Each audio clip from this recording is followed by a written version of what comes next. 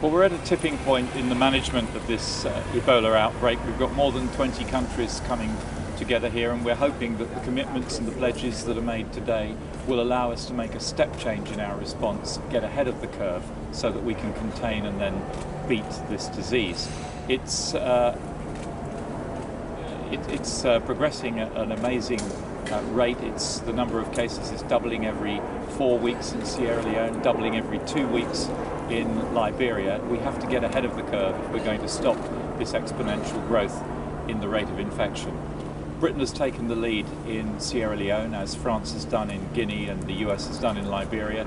We've got Royal Engineers, we've got military medics on the ground. We're building 92 additional beds now, and we have plans to produce another 600 treatment beds. But we do need help from the international community. We need help with resources, we need help with transport, we need help most of all with trained staff. That's what this conference is all about today, and I hope that on the back of what's agreed here today, we will now be able to make a step change in our response. We're behind the curve in the sense that the disease is increasing faster than the international response.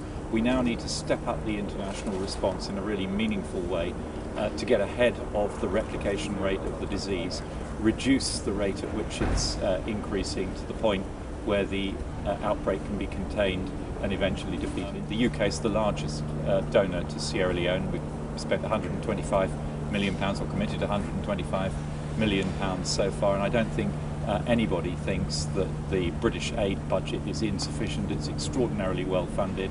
We're the only large developed economy to have reached the 0.7% United Nations target for international development aid.